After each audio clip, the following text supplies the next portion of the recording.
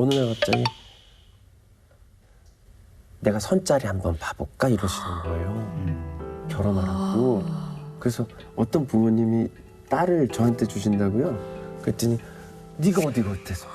이런 얘기를 하시면서 이제 대화가 갑자기 막 이제 과하게 됐죠.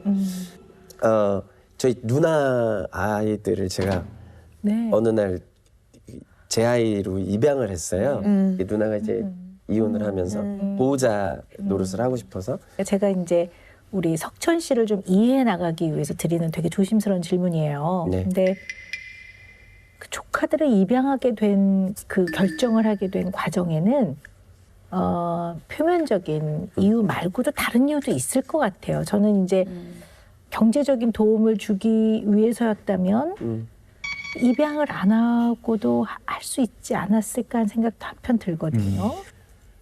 이제 저는 결혼에 대한 생각이 없고 네. 제가 결혼한다고 해서 우리나라에서 인정도 안 해줄 거고 아이들은 너무 좋고 근데 아이들한테는 보호자가 필요하고 근데 가장 중요한 건 우리 누나가 새롭게 출발할 수도 있잖아요. 좋은 사람을 만나서. 근데 만약에 우리 아이들이 예를 들어서 짐처럼 느껴진다든가 뭐 혹처럼 느껴진다든가 그거를 제가 못 보겠는 거예요. 그래서 제가 누나한테 그랬어요. 누나 혹시라도 살면서 좋은 사람이 있으면 누나 그냥 시집 다시 가. 애들은 내가 다 해줄게. 그 생각이었어요. 그러니까 우리 그냥 내 인생은 이 모양 이 꼴이 됐는데 그럼 나는 우리 가족을 위해서 내가 할 수 있는 게 뭐가 있을까? 우리 뭐 부모님이나 우리 누나들을 위해서 내가 뭐 할 수 있을까? 이런 약간 그런 생각이 좀 많았던 것 같아요. 아, 그러셨군요. 그건 좀 그런데 석천 씨가 하는 누구를 돕는 그런 과정이 네. 약간 구원하는 환상이 좀 있는 것 같아요. 누구를 이렇게 구원해주는. 영어 단어로 말하자면 rescue. 이렇게 구원해주는 것 같은 의미. 이게 돕는 걸 넘어서 help를 넘어서서 구원. 약간 저는 그 이해해요. 어떤 의미의 말씀이신지. 네네네. 왜냐면 제가 이제 이태원의 가게를 막 7, 8개를 낼 때도 세계 어디에도 어느 도시에 가도 어떤 특색 있는 거리가 있는데 그 당시에 서울엔 무슨 이렇게 멋있는 거리가 없지? 내가 만들어 봐야지. 약간 이런 게 있어요.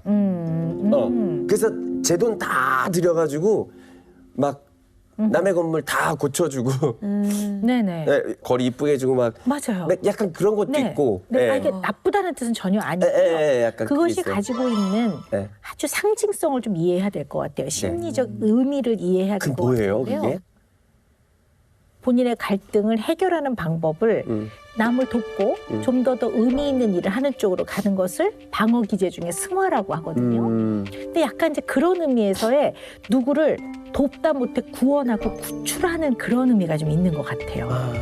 그래서 그 조카들도 사실 보호자가 필요했다고 하는데 이미 보호자는 엄마가 있잖아요. 네. 그러면 이 세상에 이혼하신 모든 분들은 자녀들이 다 보호자가 없어지는 건 아니거든요. 그렇죠, 그렇죠. 네, 상당히 본인이 누군가의 인생에서 어려움에 처한 사람들을 구원과 구출과 이들의 어떻게 보면 회복과 이런 거에 굉장히 관여하고 싶어하는 그런 부분이 굉장히 많은 것 같다. 이게 어디서부터 온 것일까 하는 거예요. 그게 네. 어디서부터 왔을까? 네.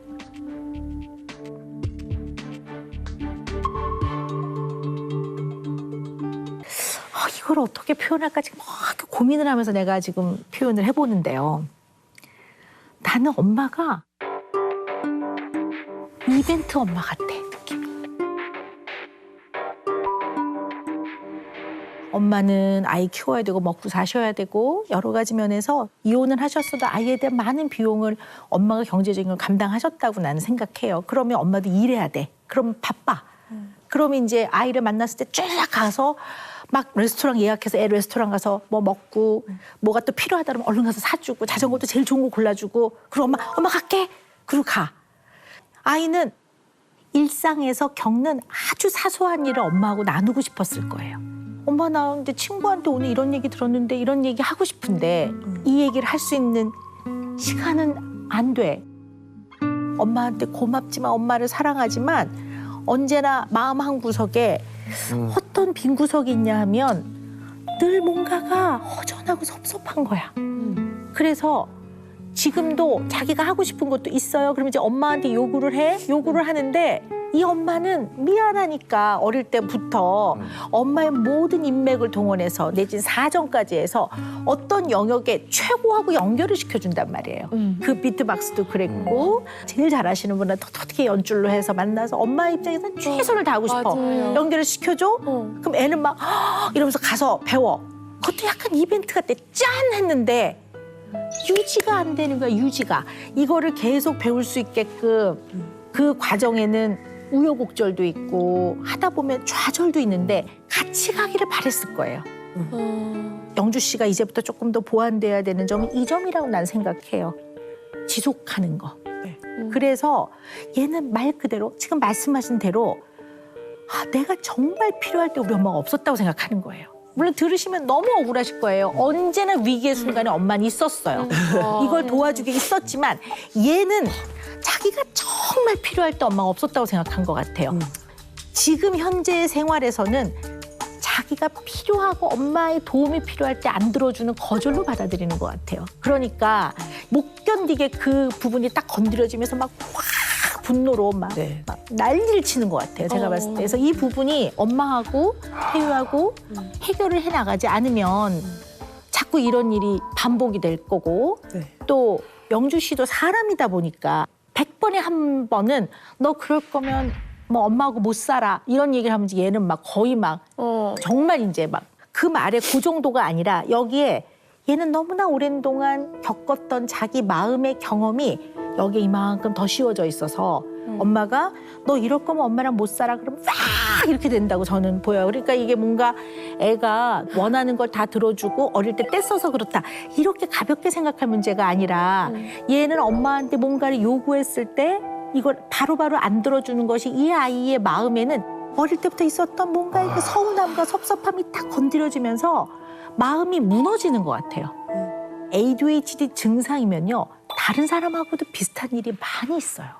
근데 이 아이가 밖에 나가서는 비교적 사람들하고 어릴 때에 비해서는 지금은 그렇게 트러블이 없다면 그거는 물론 아직 채 치료되지 않은 증상이 남아는 있지만 그리고 이걸 앞으로 어떻게 할 것인지는 본인하고 좀 의논해 나가야 되는 부분이지만 이것만이 아니라 이 아이는 좀 엄마와의 뭔가 관계 이걸 좀 더 깊이 보면서 풀어가야 될 부분이 좀 있다고 보는 거죠.